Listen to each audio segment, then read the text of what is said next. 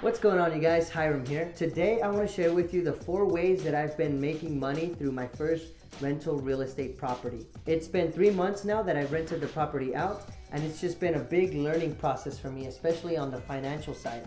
And so I really want to share the 4 ways that I've come to realize that this property is making money for me. And I think it'll surprise many of you guys and hopefully maybe even motivate you to start looking into real estate as another source of income. So I don't want to keep you guys waiting. Let's get started. All right, so the first way that I'm making money through this rental property is pretty obvious. It's called cash flow. And cash flow is just really a fancy word for investors that basically just means profit, okay? I'm making a profit from my rental property, and I'm gonna show you the cash flow that I'm making. My rent for this property is $1,600, but I have a mortgage on it, and the mortgage is $1,200 a month. So when you subtract $1,200 from $1,600, you end up getting $400 left. And then on top of that, I have a property manager, and a property manager basically takes care of the tenant. They stay in communication with them whenever a problem comes up. They're the ones that are gonna have to take care of my evictions if it ever comes to that point, and they're also the ones that take care of making sure that I have a tenant inside that home every time. So I don't have to worry about that. And so I pay a price for that. I pay 10% of what I charge for rent. So remember, I charge $1,600 for rent, and so 10% of $1,600 is $160. So now I was left over with $400, and then when you subtract $160, I'm left over with $240. But then it doesn't end there. I have to also put money aside for whenever things break inside that home, because that's gonna have to come out of my pocket. And so instead of not having any money when something breaks later on down the road, I'm gonna set aside money every month right now from that rent payment, so that whenever something breaks, it's gonna come out of that pool of money that I saved for those expenses. It's not gonna come out of my own pocket. And so I set apart another $100 for those things. So then when you subtract $100 from $240, I'm really only actually left with $140 a month. That's free and clear for me. But $140 is still $140 that I didn't have before. So this $140 is just extra money for me, and that's great. When you multiply that times 12 months, for a full year, I end up with an extra $1,600 a year. So that's awesome in and of itself. All right, now the second way that I make money from this rental property is through appreciation. And appreciation is just a fancy investor word for things going up in value, okay? My home goes up in value. When I bought it 2 years ago, I bought it at $130,000. Right now, I would at least sell it for $165,000. And that's with the whole pandemic and everything happening around here taken into account. The difference between $130,000 and $160,000 is $30,000, guys. If I wanted to sell this home, and I would probably walk away with maybe 20 grand, but because I don't want to sell it and I'm holding on to it, those 30,000 kind of just sit there in like a nice, beautiful treasure chest.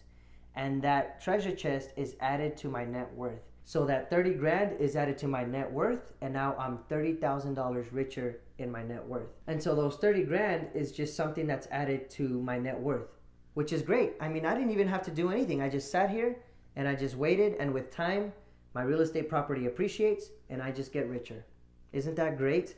All right, now the third way that I make money through this rental property is by principal pay down. Okay, so if you remember, I bought the house at $130,000. It is now worth around $160 to $165. But during those 2 years that I've lived in it, I've been paying my mortgage down. And now that a tenant is in the property, the tenant is helping me pay the mortgage down every month. And so I don't owe $130,000 on that property anymore. I owe around $120,000. And so that just makes an even bigger profit for me into my net worth.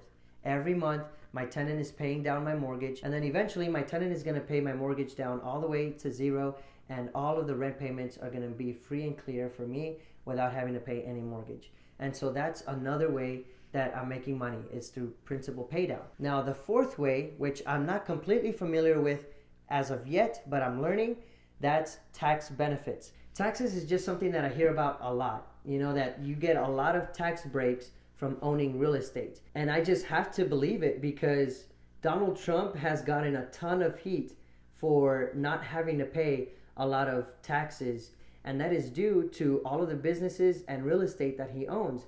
There's just a lot of loopholes, and I believe that maybe the system is even created to benefit anybody that owns assets such as real estate. And so what I know as of right now as far as taxes in real estate is that you can depreciate the value of your home throughout the span of 27 and a half years.